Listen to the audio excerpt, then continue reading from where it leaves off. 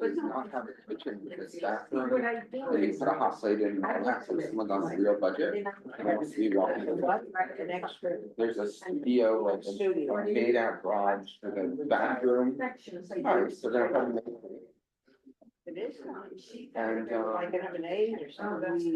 and Right. And Annie or no, it's a 3 properties on it. It's. I got a ton to do today. So If you do notice someone young or not looking at it, encourage you. It's my way. Like. Good morning, everyone. Ding, ding, ding. I know about 3 people who come for that. Sorry, I got so much to do today. I'm gonna keep you late if I have to. See what happens. Our neighbors should do next week. I'm kidding. You're live, Larry. Well,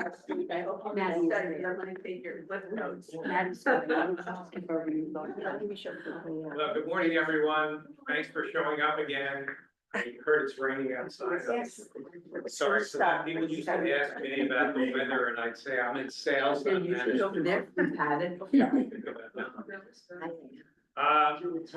Today, we are going to be looking at the aftermath and the before of October 7th and its impact on Jewish identity and the world's identity. And I want to start off with a verse from the book of Exodus, which you may or may not have ever seen before, but it is incredibly appropriate and certainly impacts the way the world is perceived. If he doesn't read it, and think about how it has been translated into modern kind of thinking. The thinking is, whose ox is gored? And it really has to do with experience and how experiences impact people and groups and others who don't see anything at all from the same experience. Some of you may know I'm also a family therapist, and that's very real in families, where different children will experience certain phenomena differently than their siblings will, and they'll say, well, that was really horrible. They'd say, I don't know what you're talking about. Anyway, in 1521, Martin Luther responded to, as his defense, most human affairs come down to depending upon whose ox is gored. And I think it is absolutely true some 600 years later, when you think about how people perceive what happened. And when we move towards the experience of October 7th and probably the aftermath from October 8th, we saw how the world changed drastically. All of a sudden, Israel is the one producing genocide. Israel is the one who was wrong. Israel is the aggressor. And the very short memory of the world to understand what really transpired. So just take a look at this cartoon, and I want you to keep it in your mind as we discuss things today. There's a 1040 tax turn, and my friend Steve Bruckman, who was a congregant, we were congregants on Long Island together. And I want you to just look at that, keep it in your memory bank as we move through today. Any of you remember this picture? Okay, you remember the origin of it? It was a little boy, Warsaw Ghetto. He had stolen some bread, and there he was being scrutinized by the Nazi soldier with the gun, who didn't see a child, didn't see their hunger, only saw the Jew. And the perception of the Jew was subhuman and was no more than any vermin in the sewer, and therefore was perfectly appropriate for this guy, who I always fantasized had a loving wife and children back in Germany, went to church on Sundays, and really thought of himself as an ethical, moral person. But this child wasn't a human being. I want you to keep that in your memory bank also as we try and parse what has been going on in our culture and the world, not only since October 7th, but before. Now, I just want to tell you, this is a joke. This is not real. But it also presents the way in which we are normally perceived in the world. Warsaw Ghetto uprising and overreaction. Jewish resistance trying to hope for a peaceful final solution. Goebbels, Zionists must be held accountable for war crimes. Sounds a little bit like the things you've seen in newspapers over the past year and a half. So hate crime statistics, we're gonna take a look because October 7th didn't start all this. It's been in the culture and in the society for years and years and years. And we're gonna see some of the origin points today. But what I'd like you to see is the evolution of what has been going on over the past years. So according to the FBI, there were 1,606 hate crimes. 65% of them were committed against Jews in 2008. So here's motivation for hate crimes and various types. And if you see the big number here, 58.1, they're anti-Jewish. That's in 2017. So anti-Semitic incidents in the US over the last decade, that's 2008 to 2017. You can see that in some ways, nothing has ever gone away. Here we go with religious motivated acts, 2017. So let's remember October 27th, 2018. It's remarkable to think it will be 7 years ago this October. The killing of 11 worshipers at the synagogue in Pittsburgh. How about that Unite the Right rally in Charlottesville? They were good people. Wielding torches, their chants include phrases as white lives matter, Jews will not replace us, and the Nazi associated phrase blood and soil.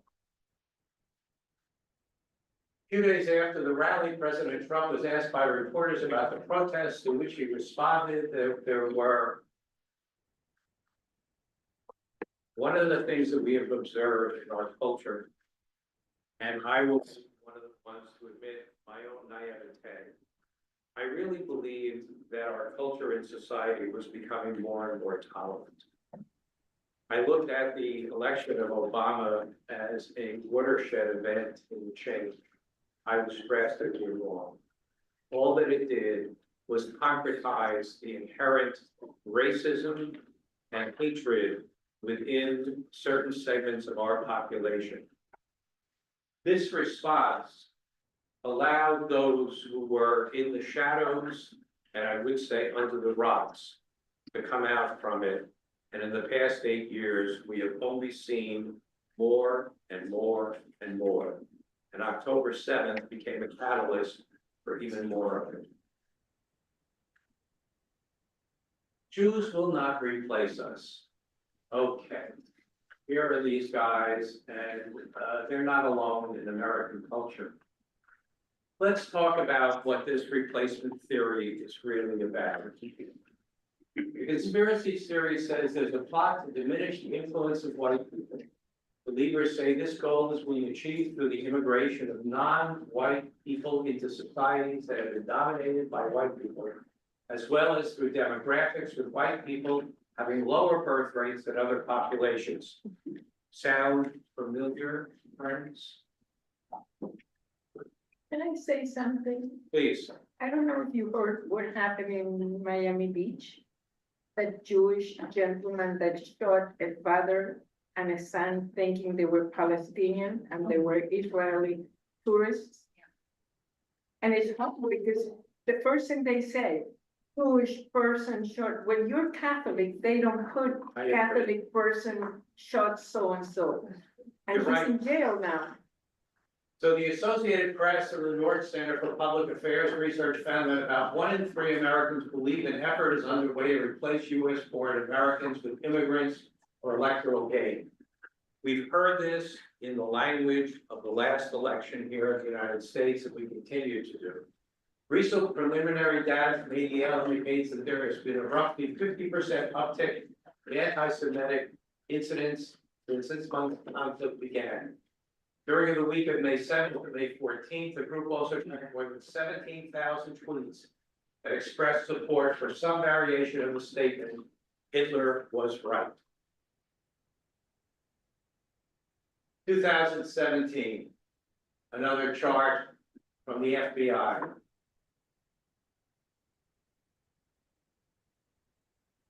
Incidents by states in 2018.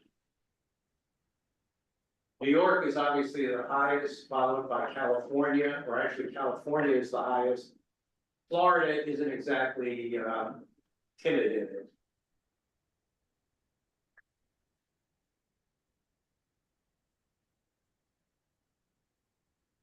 (2019) synagogue in California.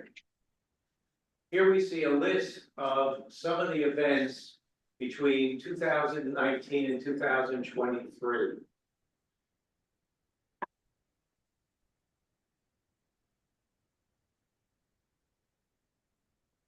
That's the New York Police Department statistics in 2020.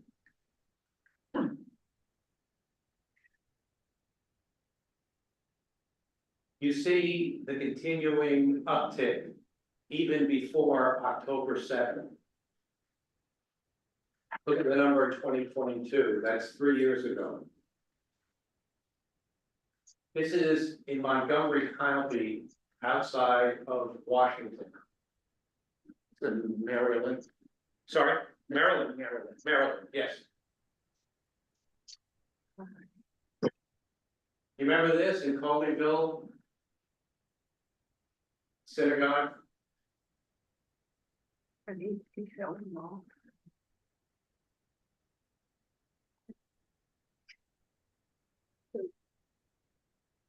Date of this is 2023, December 14th. After, okay. December 7th, 2023, Albany, New York.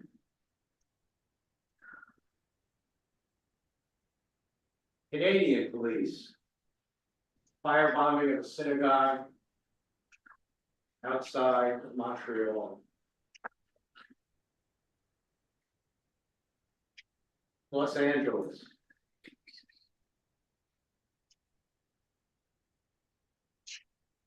The latest statistics since October 7th. The numbers are enormous.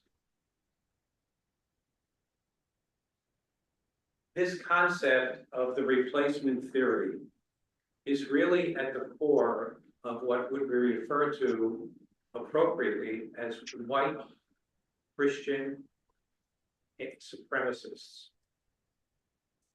We have to go back to the founding of the country and this perception that we are now hearing in some political circles. America is a Christian country. A Christian country, and needs to regain that.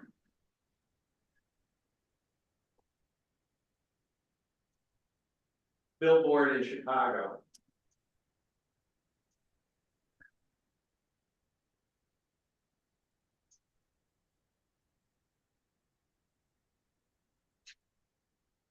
Since October 7th, 10,000 incidents reported by the EEL. 700% increase in anti-Semitic incidents on college campuses. We have to be vigilant, we have to be aware, and we cannot be silent.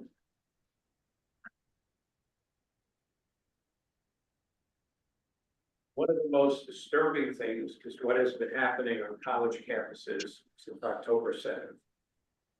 The idea that all of a sudden Israel is the pariah state and Hamas is freedom fighters is an absurd twist on reality, and it doesn't seem to be lessening.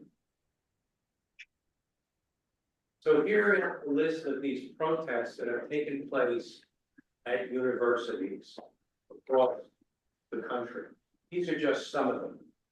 In recent months, some of you are aware that at the University of Rochester, masked and gloved students, 4 of them, posted posters of all Jewish faculty members. I used to be the rabbi for Kotok in Rochester, New York, which was the largest of the Jewish synagogues. I started to try and intervene myself into the process in Florida because there was no response. Those was a time in America, and it really reflected itself in a book that was written after the Roosevelt administration, called The Jews of Silence. That Jews did not speak out as they started to learn about what was going on in Europe with the Nazis.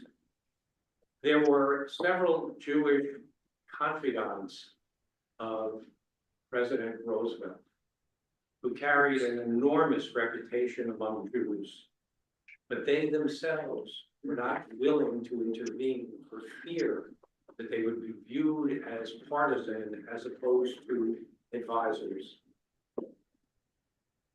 At the University of Rochester, ultimately, the 4 students were arrested, but not for a hate crime, for malicious destruction of property, and will be sentenced.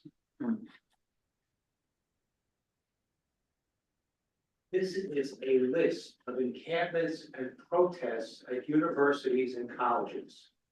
Okay, I want you to forget if you can read any of those names. I just want you to consider how many colleges are listed there. And the fact that some of our own Jewish faculty members have become left to such a degree that they see Israel as the reason for all of this.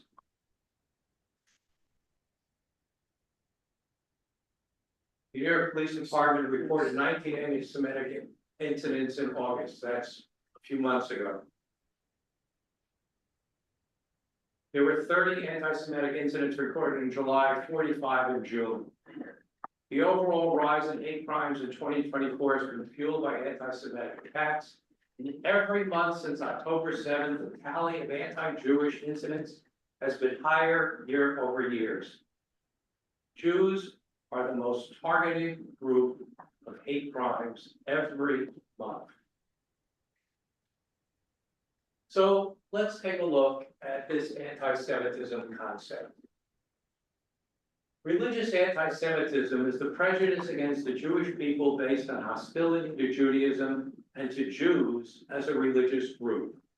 And as we will see, that originates with the beginnings of Christianity. Because Christianity, or that group that found itself around Jesus, believed that they were now the fulfillment of whatever Jewish expectations were, the fact that Jews continued to exist turned them into total pariahs. Jews were in error. And through the course of history, that has brought about enormous anti-Jewish concepts, feeling, and behavior, to the point of either they all have to be converted or they all have to be killed. But that is based on a religious concept that Christianity began with, in the sense that they believed Judaism was now frozen, finished, kaput, done. Racial anti-Semitism is a prejudice against Jews as a racial ethnic group. From the Enlightenment, which is the beginning of the 19th century onward, it is no longer possible to draw clear lines of distinction between religious and racial forms of hostility towards Jews. Anti-Semitism is the fastest growing anti-Semitic ideology. You understand the distinction between this religious and racial? Yeah. They both coalesce in many ways, but there's an enormous shift in how that took place. So let's take a look at Wait, are you some gonna of the. tell us about that enormous shift, about how it took place, or later, or never? It's a good question, and let me try and respond in this way. In the end of the 19th century, we started seeing this perception that Jews were an ethnic racial group. And the religious perception transferred over to a hatred of Jews as the other. You would ask the question about Jews as the outsider. You can see that very clearly in how it is evolving in world culture today. Jews are the pariah. Yes, sir. I can actually answer a little bit of how this racial part began. It's eugenics based. Eugenics were used to push down the African American community in the late 1800s, and Hitler pulled that over to Germany. Right, later on, when he tried to. When it became a Jews are entirely erased, not just. Right, and look. What's intriguing for us is we talk about Am Yisrael, the people of Israel. And there are those people who perceive that as a biological phenomena as opposed to a commitment that people join into a group and are part of a group based on shared history, beliefs, practices, as opposed to necessarily the biology of all of that. Okay. So here was a paper that came out after October 7th. This was October 9th. Israel is only the first target, warns Hamas commander. The entire planet will be under our law. There will be no more Jews or Christian traitors. Christians don't seem to think that that's the case. It's just us. So you've heard this expression, from the river to the sea, Palestine will be free. It's very catchy. You could sell like bagels with it or something. But what does it actually mean when you think about it? It means that the entirety of the partition from 1948 would no longer be a Jewish state. And that's what it means. Nobody seems to be concerned about that.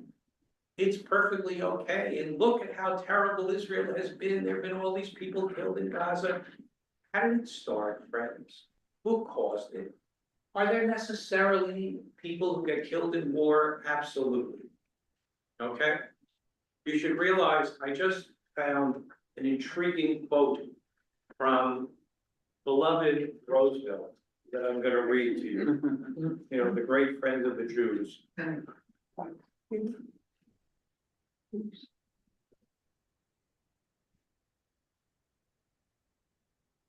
December 7th, 1941, a date which will live in infamy, he began, and immediately declared war on the aggressors. But then FDR halted and his voice dropped. The enemy has not just massacred our citizens, he said, but they have also taken hundreds, perhaps thousands of prisoners. They are now being held hostage and will be raped, starved, and tortured to death unless we agree to Tokyo's demands.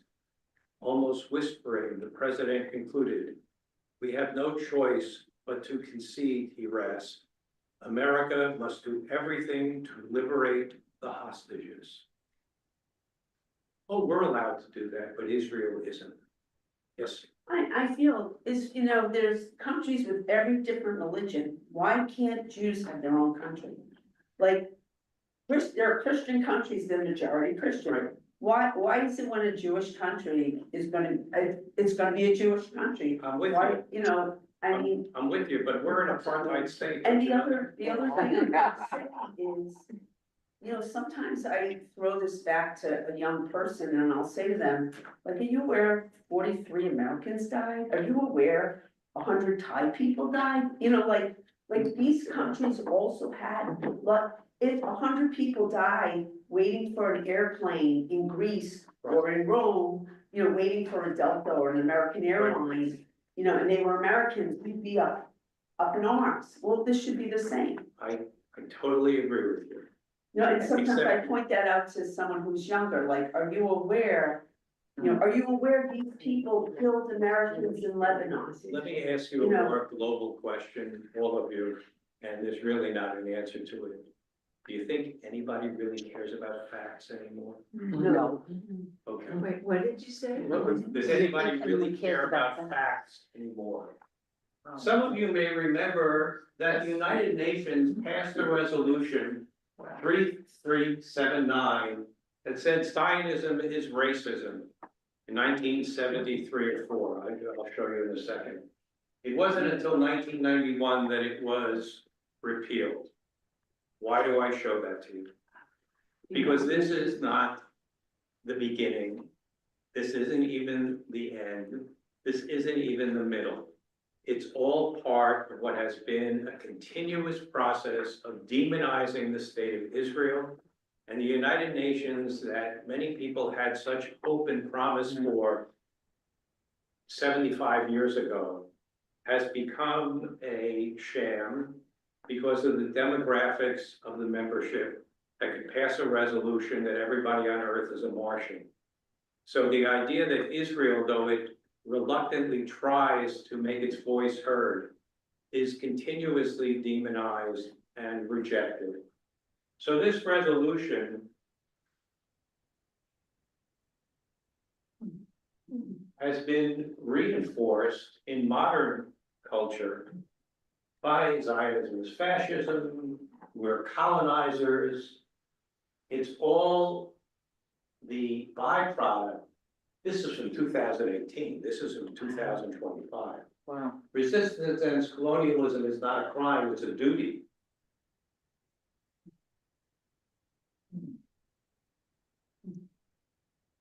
Get the picture? So let's talk about this. Do any of you know this book? Yes. Okay. I happen to have a relationship with Stuart Eisenstein, who was part of the Carter administration, and he was part of the Clinton administration. And he was part of Jimmy Carter's inner circle.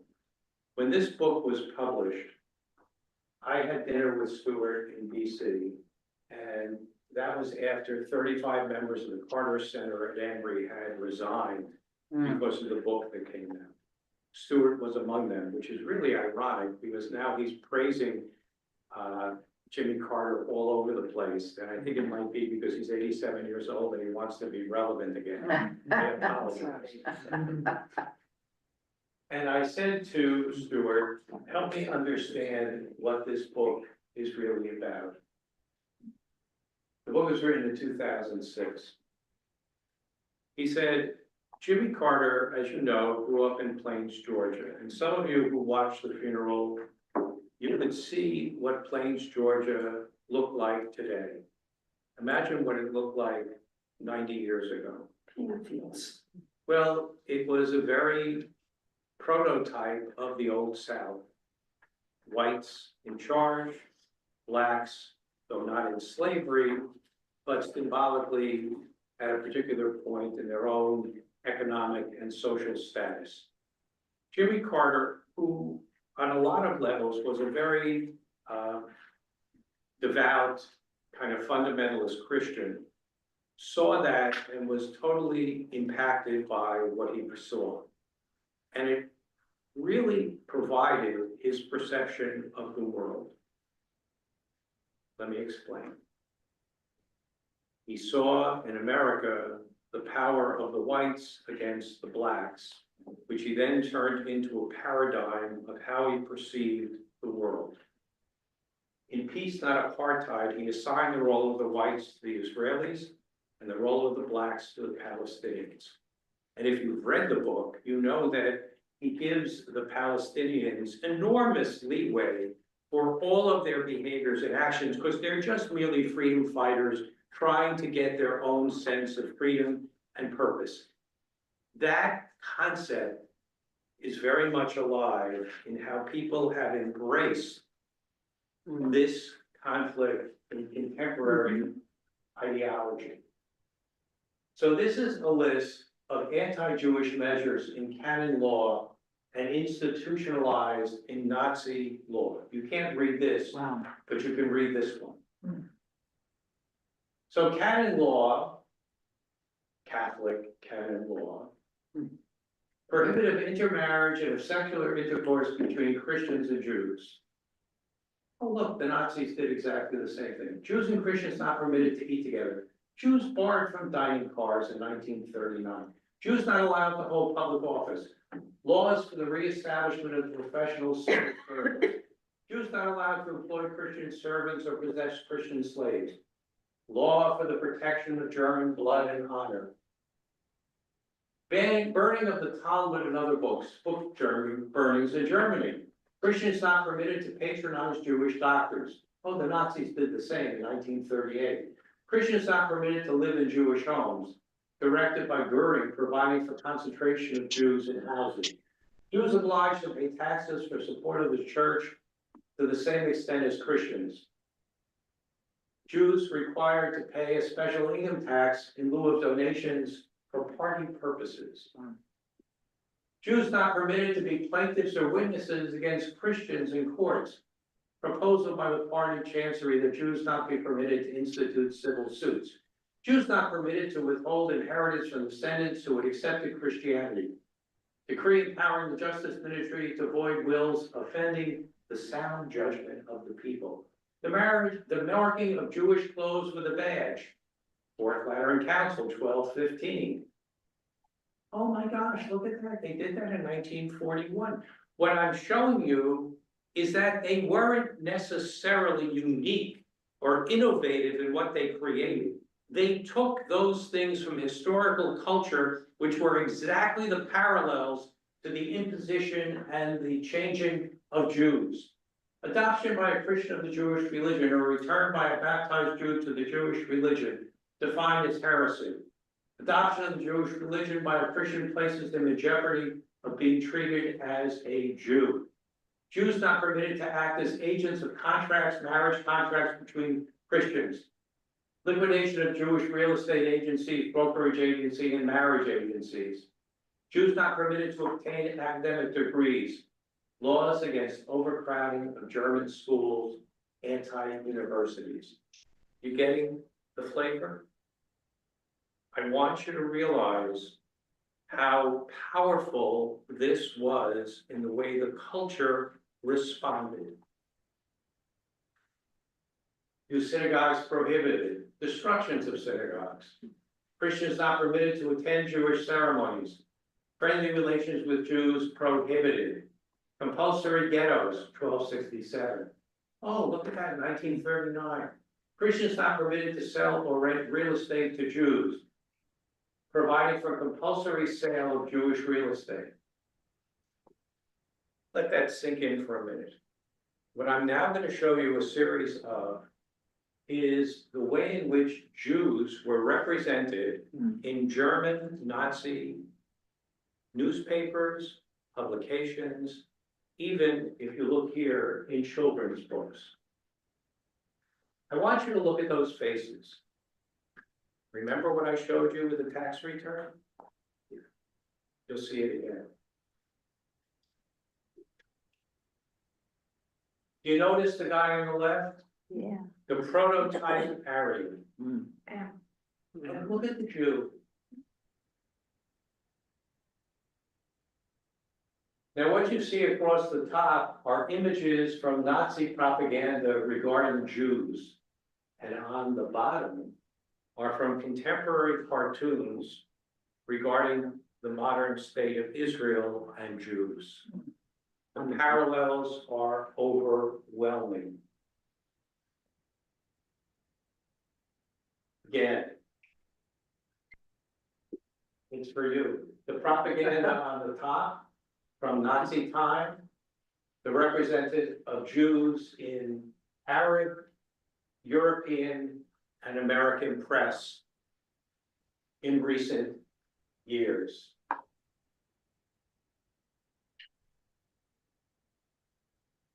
This is from 2009, friends. It isn't from 2024.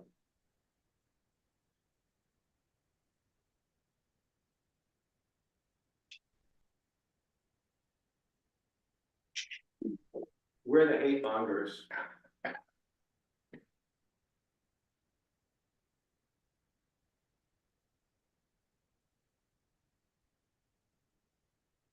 Some of you are aware of the enormous impact that social media is having on ideas and ideology, and it is dominantly uncontrolled.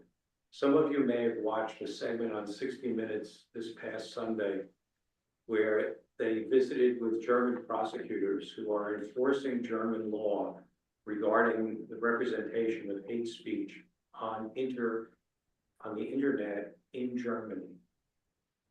You know that recently Zuckerberg of Meta, Facebook, removed any of their administrative viewing groups that looked at anything that was there. And their presumption is, or their excuse is, we are not in the business of stifling free speech. We are merely a platform. We don't have any responsibility to this. The amount of hate that is generated on the internet in these sites is astounding. Some of you may be aware that a gentleman from Utah was on his way to New York to blow up Central Synagogue last Shabbat. Wow. I didn't know that. Luis Ramirez from Utah caught driving into Manhattan, the latest in a series of sportive attacks against US Jewish institutions. The Jews killed me in my past life, Ramirez said on X, Twitter.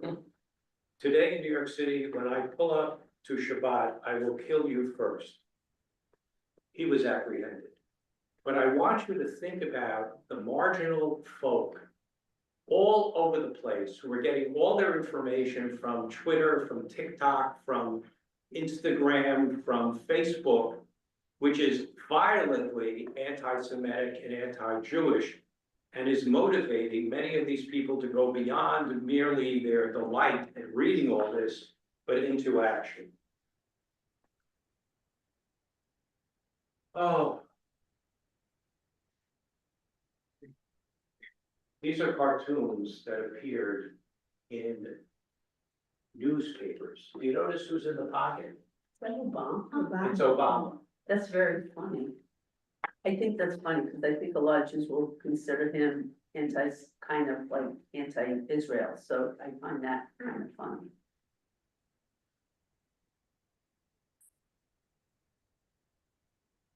What, go back to it? Yeah, go back to that one. Anti-Zionism, opposition to an ethnocentric, discriminatory Israeli state. Anti-Semitism, irrational racial hatred of Jews. Different. See what happens when you lose perspective. Can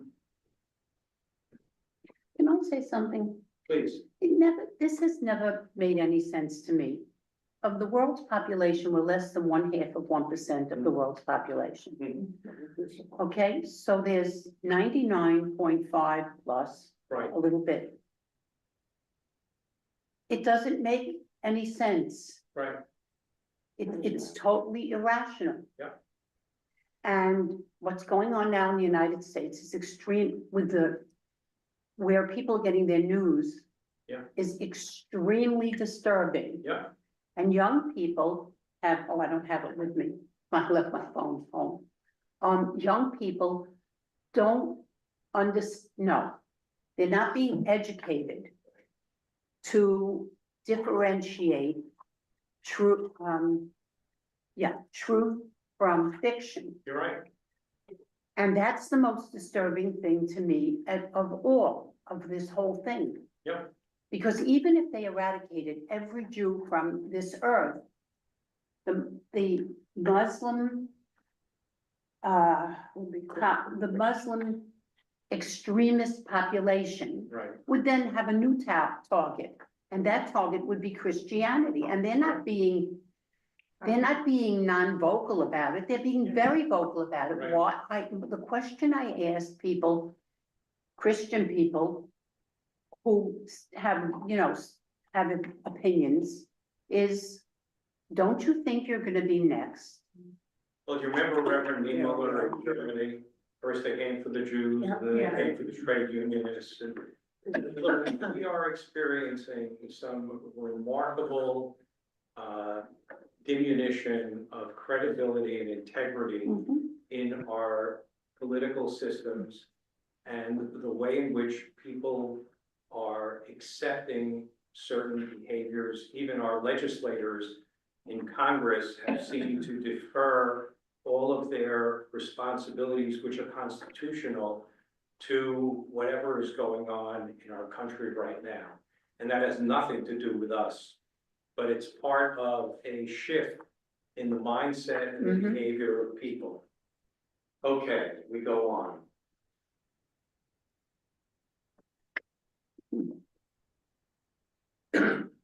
Oh, can you go back again, just that? Thank you. all that I want you to get from this is how consistent and Mhm. engaging this kinds of rhetoric have been in the press. Nobody reads newspapers anymore, but when they did, these were dominant cartoons, political cartoons that existed all over the world. Israel's attempt to rid the world of anti-Semitism. That could very well be a quote and a picture from Gaza today. Because all that the news outlets, such as they are, show about what's going on in Gaza But that's is one. pictures like this. They don't show the tunnels. They don't talk about the origin of the tunnels, that all of the relief money that was sent to Gaza was diverted to build this 500-mile or 370-mile complex of tunnels underground. And the fact that whether the people who live in Gaza are complicit or not, they are clearly the human shields for the behavior of the Hamas people. There was an intriguing thing at the last, well, 2 hostage releases ago, when they showed the Hamas people in uniform, there was an interesting comment, which was, this is the first time they've donned their uniforms since October 7th, because they are merely blending in civilian clothing. And one of the phenomena that is taking place in our current climate, really since Vietnam, is this misperception that we are fighting enemies that are dressed as military. The only place you see that anymore is in Ukraine. Around the world, and clearly since Vietnam, where there were an enormous system of tunnels where Viet Cong came in and out of, war is fought against people in military garb and people who are dressed as if they're merely civilians. I spoke to a lance corporal in the Marines the other day, because I do work with soldiers who had PTSD after my military experience. He was a lance corporal in the Marines, and he talked about a 12-year-old kid coming at him with an AK-47 and how his platoon wanted him to shoot the kid and he couldn't do it. And he actually talked the kid into dropping the gun. But the fact was, look at the disparity in the way in which we are facing military behaviors today. And that's so apparent in what's going on in Gaza, and so on.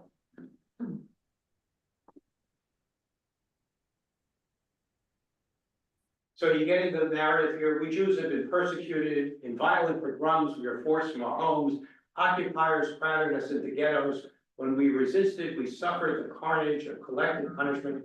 Israel gives thanks for the end of oppression. Now, what's the message? Oh my God, those Jews are doing it to those Palestinians.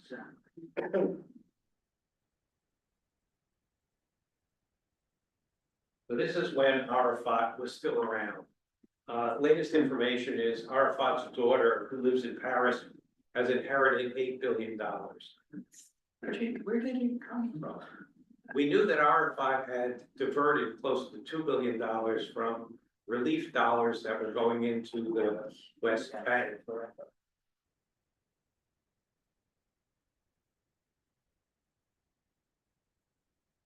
You got it? Who's the new David and Goliath? Right.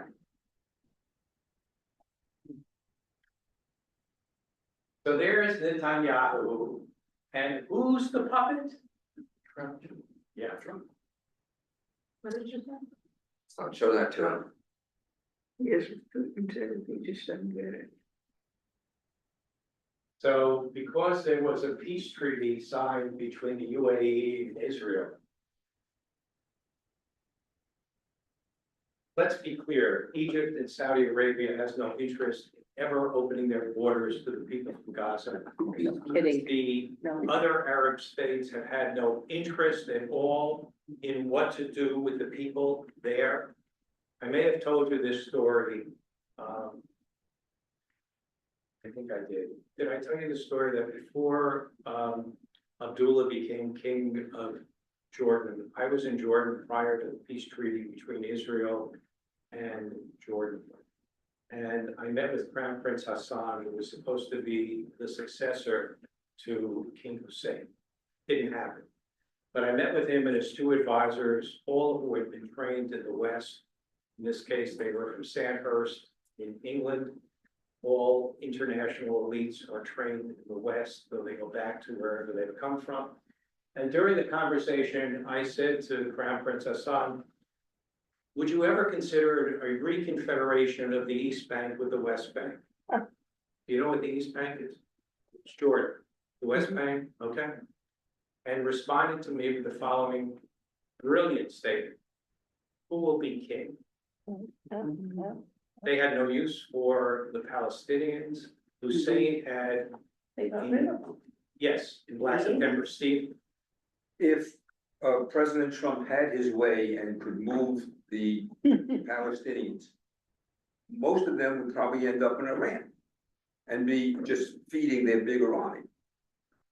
I don't think that's ever gonna happen. Yeah, but I'm saying theoretically, that's the only country that would really want them.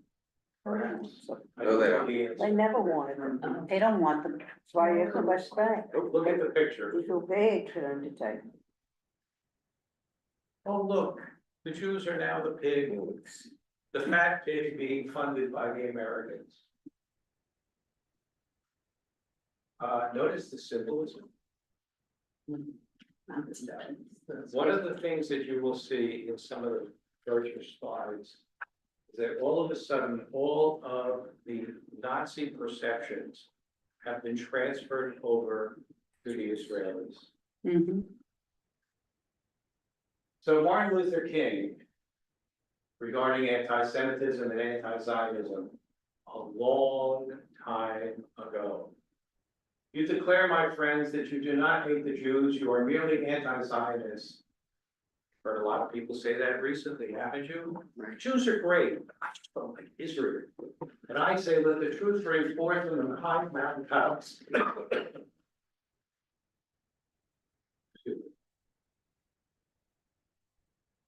Let it echo through the valleys of God's green earth. When people criticize Zionism, they mean Jews. This is God's own truth. Anti-Semitism, the hatred of the Jewish people, has been and remains a blot on the soul of mankind. In this we are in full agreement. So know all this. Anti-Zionist is inherently anti-Semitic and ever will be so.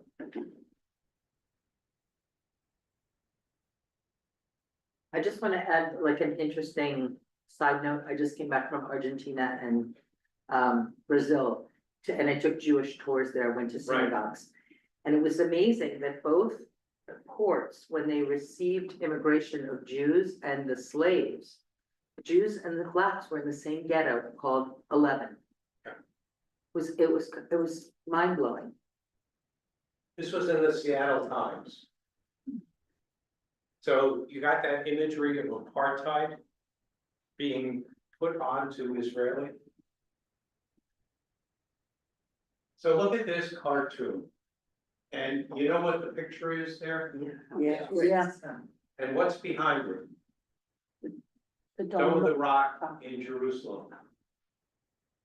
After 8 months and almost 1,200 drawings from 62 countries, a winner has been chosen. Moroccan cartoonist Abdallah Derokai took first place with a cartoon share here. It depicts the crane with a star, David sign, putting up blocks, making a wall separating the Muslim shrine, the Dome of the Rock, from Jerusalem.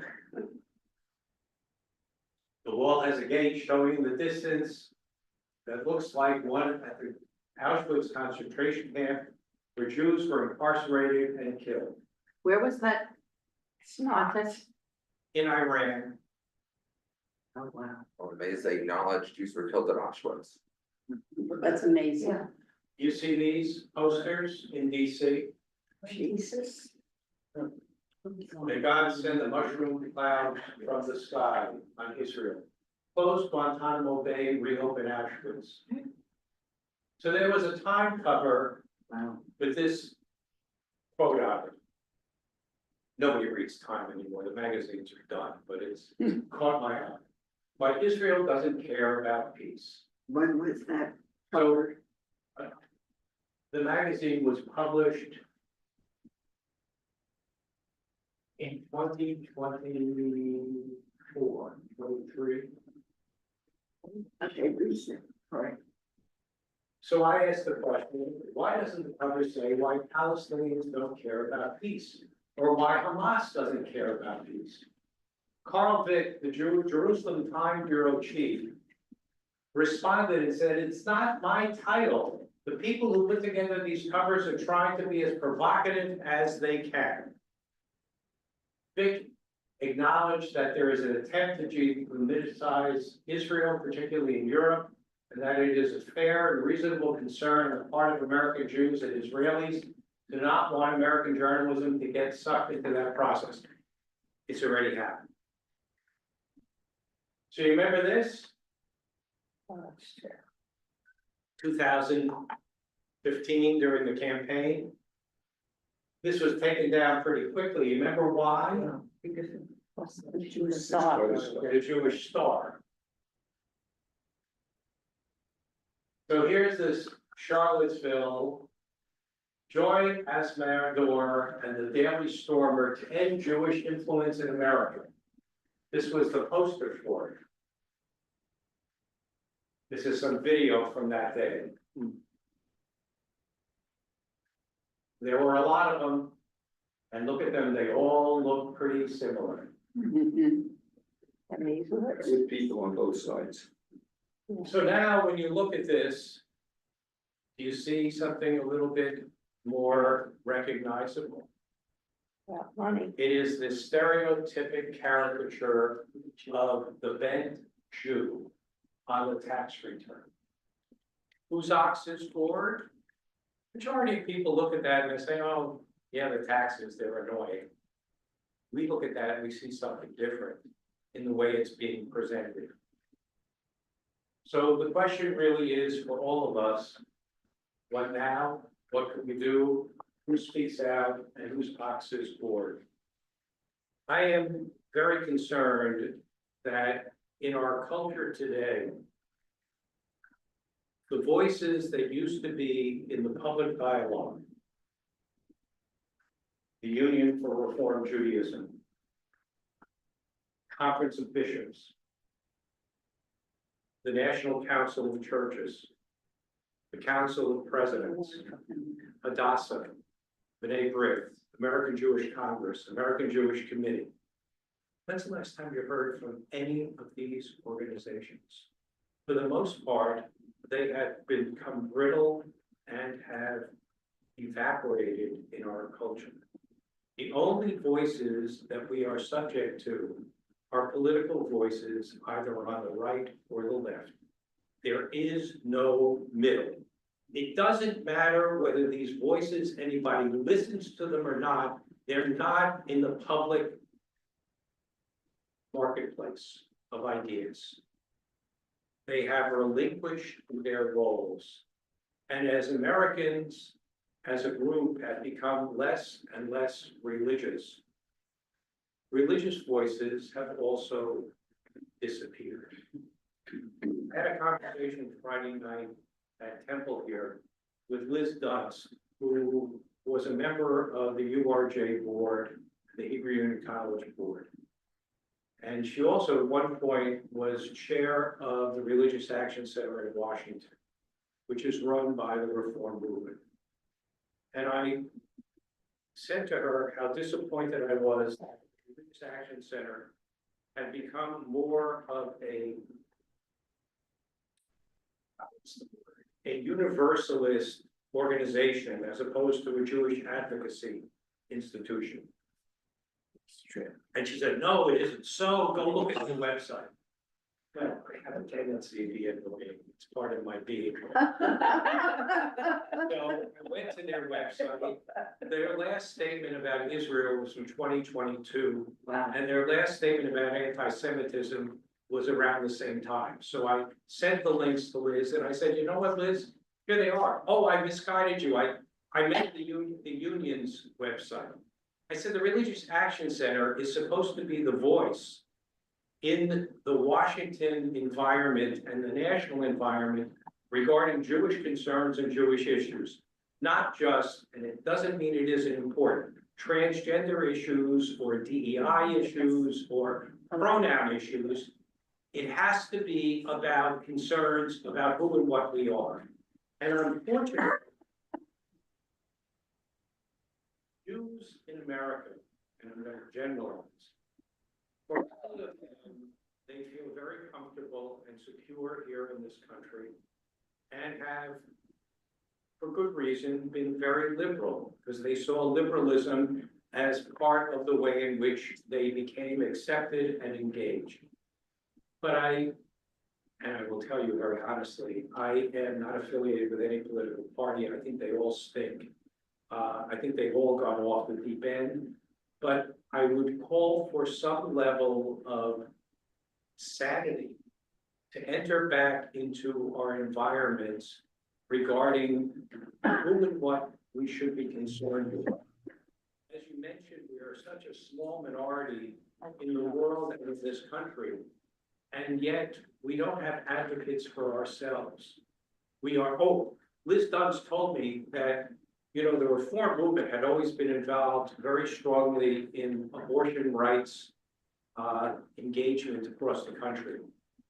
Well, the major organization that handles abortion rights and protests in America sees Israel as a genocide state and will not permit Jews into that coalition anymore. Okay? Now, it's hurtful, tragic, and ridiculous, but nonetheless, it's the environment that we are living in today, and I want to know who is advocating on behalf of us. Are individual Jews comfortable enough in their identity to be able to say, look, whether you agree with me or disagree with me, you may not have this correctly, educate yourselves, find a way to kind of enter a dialogue, if not, find organizations that are actually willing to stand up. Thank you. All right. Anybody have anything to say? I'm sorry. Next week.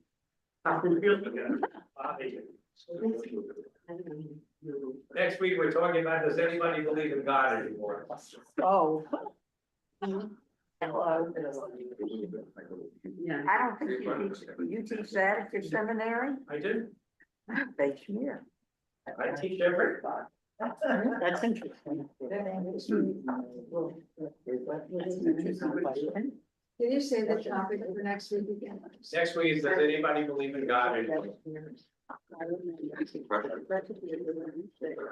Am I the only one who finds this depressing? No, Am I the only one who's angry about all of this? And when I turn the news on and I see garbage on the news? But I feel like I am these days.